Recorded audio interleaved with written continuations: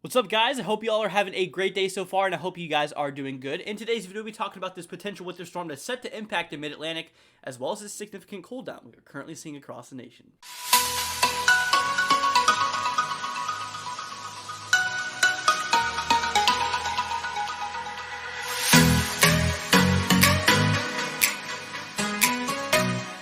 Alright, so guys, for today's question of the day, I'm wanting to know, if your job gave you a surprise 3-day payoff, where would you go? Leave it down in the comments below, and I just might heart your comment. Now, guys, without further ado, let's go ahead and get on into it.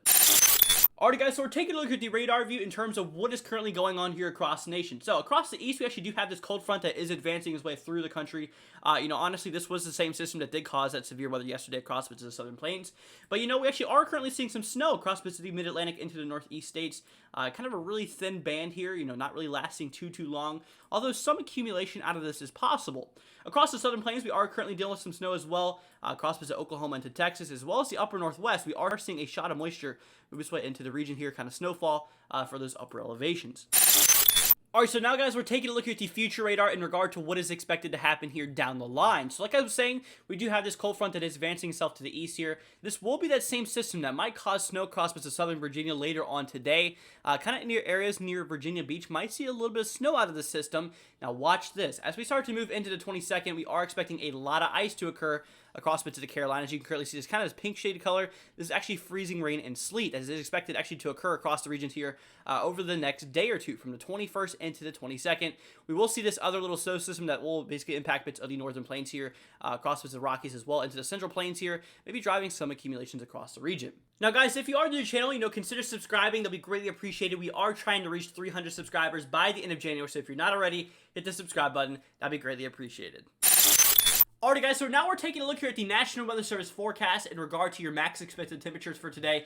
Relatively cold across bits of the plains and through bits of the Midwest. We're talking temperatures here in the single digits and even the negatives across the western side here in Minnesota. Across the southeast, a little bit warmer as we are seeing this cold front advance its way through the region, but overall, relatively cold for a lot of people. Now, when it comes to tonight's low, you guys better bundle up. It's going to be quite cold across a lot of these areas here. Freezing points just really kind of here in this blue region and backwards. So we're seeing a lot of freezing temperatures across a lot of the country here for tonight.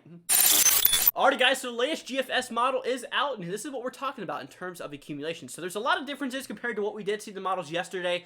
This model is kind of showing near 3 to 5 across, this dark blue shaded area here. Now, with potentially locally higher amounts. Now, areas near Richmond, according to this model, might see higher amounts, maybe over a half a foot.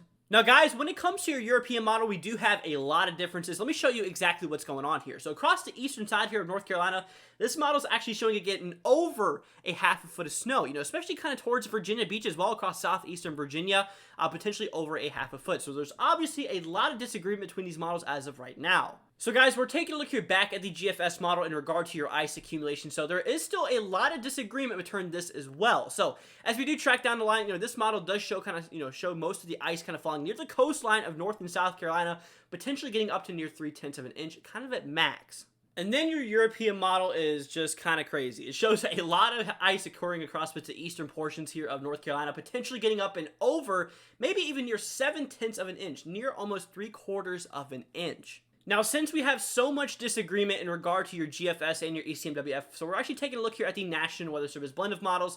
Like I said before, it just takes a whole bunch of model outputs and kind of blends them together. So in terms of accumulations here, we're looking at maybe max of near maybe 2/10 of an inch, kind of just along the coastline of North and South Carolina.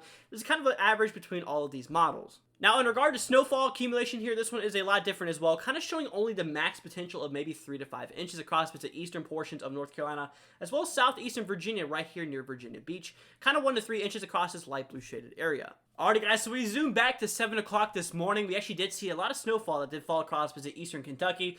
We're talking 3-4 inches across bits of the region here, kind of in this dark blue shaded area, as well as kind of 1 to 3 inches across bits of West Virginia and through bits of also Kentucky.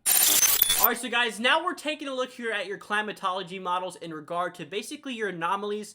So basically what this is showing across the east is that we do have kind of this dip in the jet stream, which does allow for a lot more tracks of storms to occur, meaning a lot more potential winter storms. Now across the west, we do have a lot of ridging going on, so basically a lot of high pressure it's in place, kind of not allowing too much precipitation to fall across the region, as well as some warmer temperatures across the region. So we are kind of expected to stay in the same pattern for a little bit. Like I said, across the east, we are expecting a lot of more storms to come.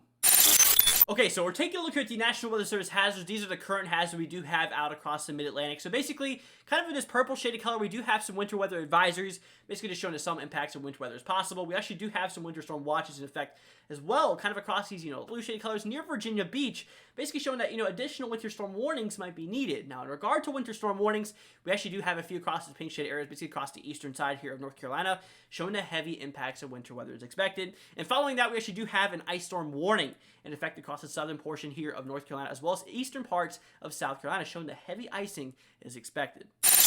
Alrighty guys, so we're moving on here to the Storm Prediction Center. We actually do have a threat for severe weather for tomorrow. We do have a marginal risk for severe weather, basically just showing that, severe threat of 1 out of 5 across the area here. So in terms of tornadoes, we do not have a threat for tornadoes, which is definitely some good news. However, we do have the threat for damaging winds of 5% chance across the southern portion here of Florida, showing that every single 25 miles, you do have a 5% chance of seeing damaging winds 60 miles per hour or more. And the same thing for hail, we do have a 5% chance as well, basically showing that, hail could get up to 1 inch in diameter and greater. And guys, to kind of pull up a recap of yesterday's storms, we only had 7 hail reports yesterday, no tornado reports or no wind reports, so that's some good news, but we did see a hail instance of over 2 inches. But anyways, guys, that's essentially what we're dealing with, and that's the only reports we did see from yesterday. Alright guys, so that's going to wrap it up for today's video. If you guys did enjoy it, make sure to leave a thumbs up and don't forget to subscribe. If you guys would like to support our channel, we do have our Patreon page in the description below. You guys can check it out if you do enjoy our content. But anyways guys, that's going to wrap it up for today's video, and I'll catch you all in the next one.